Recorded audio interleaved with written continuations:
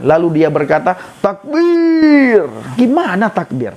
Seharusnya takbir itu adalah kata-kata yang mengagumkan keagungan akan Tuhan. Itu sebenarnya bukan sedikit-sedikit takbir, sedikit-sedikit takbir, sedikit-sedikit takbir. Demo orang juga takbir, tidak senang dengan pemerintah juga takbir. Ya. Ketika melakukan sesuatu yang dilarang dalam agama juga takbir. Jadi takbir ini bukan lagi kata-kata, bukan lagi bahasa yang enak didengar, yang disenangi oleh orang. Malah ketika orang mendengar kata-kata takbir, banyak orang takut sekarang. Haleluya, haleluya. Shalom alaikum bishim hamasiah. Salam Aki.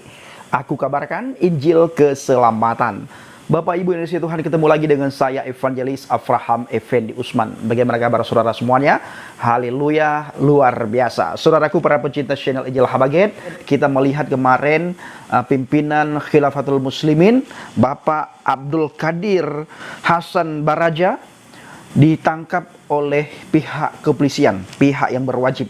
Dan kita sangat mengapresiasi langkah-langkah yang sudah diambil oleh pihak polisi, sehingga orang-orang yang ingin, orang yang haus akan kekuasaan, orang yang ingin mengganti ideologi Pancasila UUD 45 segera ditangkap. Kalau bisa sampai ke akar-akarnya, bahkan orang yang mendukung faham khilafah juga harus ditangkap.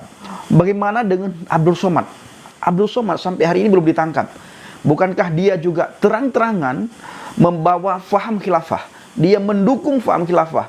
Dia pernah berkata di sebuah cuplikan videonya, untuk menyelesaikan persoalan bangsa ini, menyelesaikan masalah umat, hanya satu, yaitu menegakkan faham khilafah. Coba kita melihat bagaimana cuplikan video daripada Abdul Somad. Takbir! Bapak Ibu yang dimuliakan Allah, oleh sebab itu solusi penyelesaian umat ini hanya satu. Apa itu? Khilafah. Tegaknya khilafah, maka selesailah masalah. Takbir! Apakah bom bunuh diri yang dilakukan pejuang Palestina dibolehkan? Jangan katakan bom bunuh diri. Yang betul adalah harakah istishhadiyah, gerakan mati syahid. Zaman sahabat Nabi pakai pedang, zaman sekarang tak pakai pedang, letupkan. Jadi kalau di negeri kita, khusus negeri kita ini, sistem khilafah mengganti sistem demokrasi, maka ketuhanan yang Maha Esa, kata orang Islam, qul huwallahu ahad. Saudaraku, bagaimana tanggapan saudara semuanya tentang khutbah ataupun tentang ceramah pidato daripada Abdul Somad? Nah, secara tidak langsung dia juga ingin mengubah faham ideologi Pancasila UUD 45 dengan faham khilafah. Karena dia berkata, untuk menyelesaikan permasalahan umat itu hanya satu, tegakkan faham khilafah. Lalu dia serukan takbir dengan menggebu-gebu. Nah, saudaraku para pecinta channel Injil Habaget, saya tidak tahu ya, kenapa mereka itu ingin sekali mengubah ideologi Pancasila UUD 45 dengan faham khilafah. Nah, apakah mereka begitu haus kekuasaan?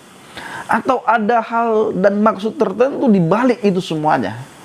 Nah, kita berdoa supaya bukan saja Abdul Qadir Hasan Baraja yang ditangkap, tetapi antek-anteknya juga harus ditangkap. Malah orang-orang yang mendukung faham khilafah juga sebenarnya harus ditangkap. Karena ini sangat mengganggu ketertiban bangsa dan negara kita, yaitu Pancasila dan UUD 45. Saudaraku para pencinta channel Injil Habaget, maka dari itu kita harus lebih giat memberitakan Injil, memberitakan firman Tuhan.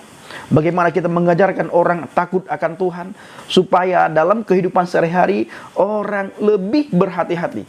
Dan kita mengajarkan bagaimana menanamkan kepada setiap orang supaya kita cinta terhadap tanah air, cinta terhadap bangsa dan negara. Saya kadang heran sekali Bapak Ibu, karena di dalam Al-Quran juga dikatakan, ati Allah wa ati'ur Rasul wa uli amri minkum.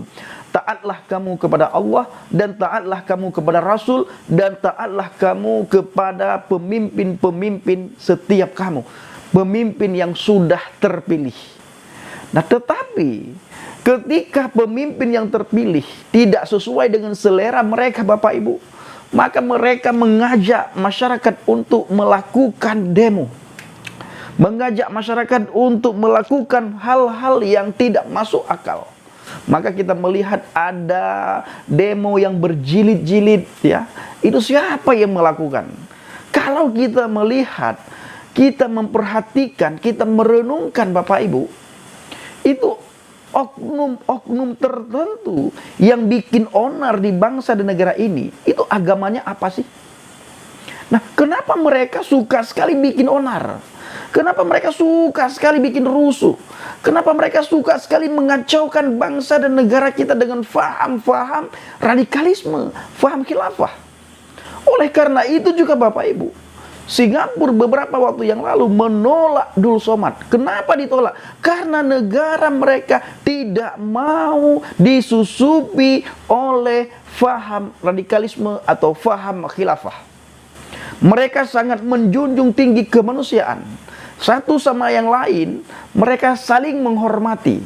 Dan mereka taat kepada pemerintah. Bila ada orang yang tidak taat kepada pemerintah, maka langsung dijebloskan dalam penjara Bapak Ibu. Tetapi di bangsa dan negara kita, bangsa yang mayoritas agamanya rahmatan lil alamin, justru tidak ada kepatuhan dan ketaatan kepada pemerintah. Buktinya seperti Abdul Qadir Hasan Baraja, dia ingin mengubah ideologi Pancasila UUD 45 dengan faham khilafah.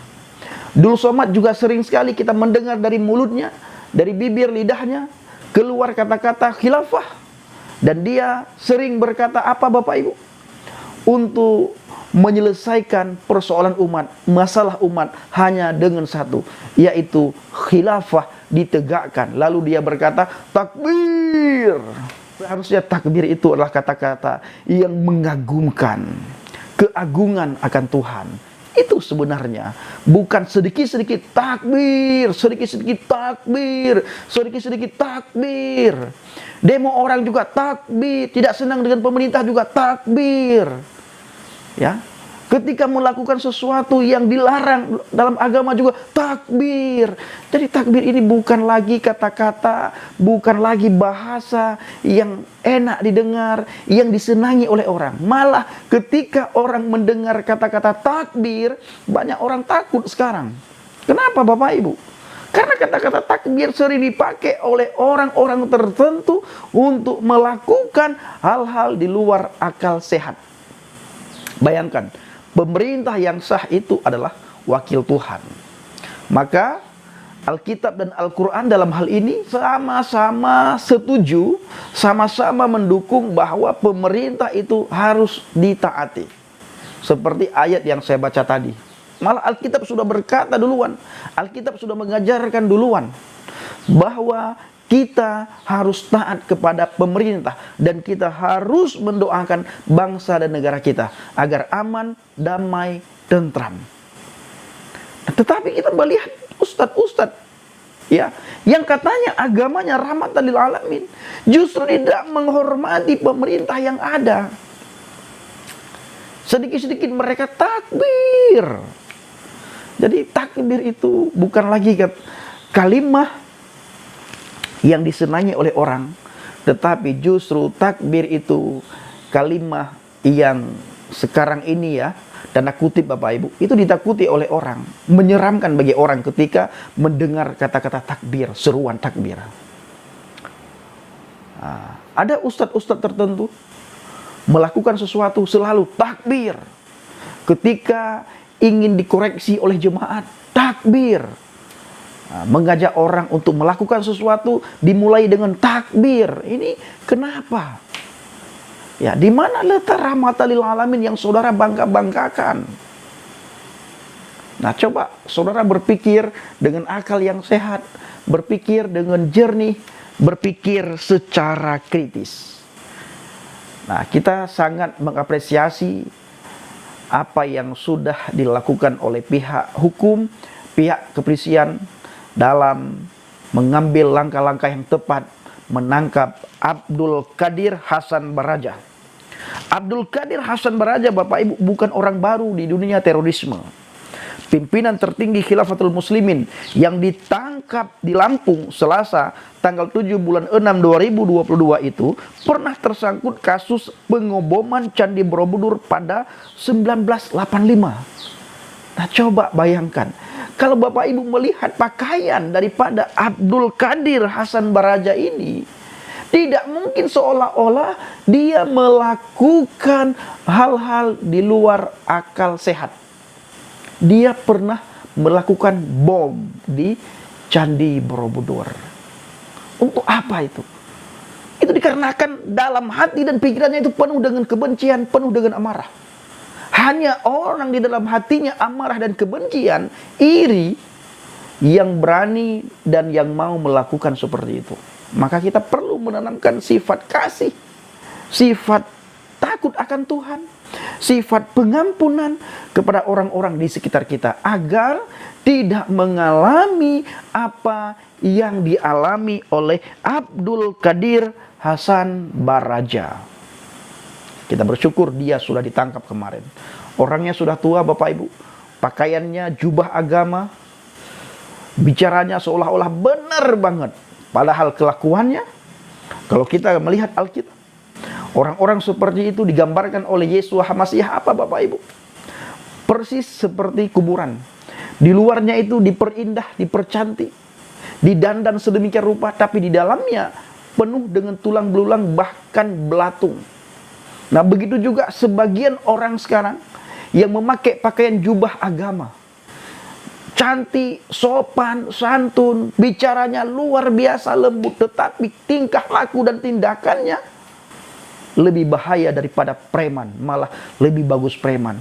Preman itu punya belas kasihan yang tinggi, ya. Maka dia tidak mau melakukan hal-hal di luar akal sehatnya juga. Nah, seperti melakukan bom, preman tidak mau. Tetapi orang yang berjubah agama, pakaiannya santun, sopan, tutur kata penuh dengan kalimah-kalimah kitab suci, ayat-ayat suci. Tetapi kelakuannya, apa yang dilakukan? Pernah tersangkut kasus pengoboman Candi Borobudur pada 1985. Hal ini diungkapkan oleh Kabid Humas Metro Jaya, Kombes Pol Endra Zulpan di Mapolda Metro Jaya Selasa, tanggal 7 bulan 6 2022. Menurutnya, Hasan Baraja beberapa kali terlibat kasus terorisme dan memiliki kedekatan dengan kelompok radikal. Beberapa kali Hasan Baraja ini pernah terlibat kasus terorisme. Ini harus dihukum berat orang seperti ini agar tidak merambat ke orang-orang lain, Bapak Ibu.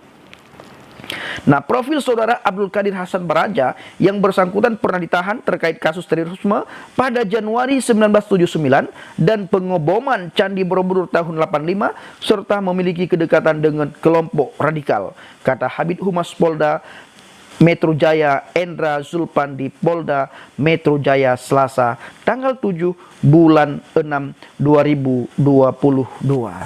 Saudaraku para pencinta channel Injil Habagir, sebagaimana kita katakan tadi, kapan ya Abdul Somad diadili? Kapan Abdul Somad diadili? Dia juga sangat sering khotbah mengajak orang untuk hal-hal seperti itu. Ada arahnya ke situ ketika dia khotbah. Ada, Bapak Ibu. Nah, kiranya video ini bisa mencerahkan orang-orang di luar sana yang mendukung faham khilafah, yang mendukung Dul Somad, yang suka bicara khilafah, yang suka takbir, sedikit-sedikit takbir tidak pada tempatnya. Mereka tercerahkan. Mereka bisa merenungkan. Takbirlah pada tempatnya. Jangan takbir tidak pada tempatnya. Do'shi fil makan. Letakkan sesuatu pada tempatnya. Taruh sesuatu pada tempatnya. Sampah itu dibuang di dalam tong sampah. Jangan buang sampah di tempat umum. Tapi buanglah sampah di tempat yang sudah disediakan oleh pemerintah. Ya, pemerintah sekarang menyediakan juga tong sampah.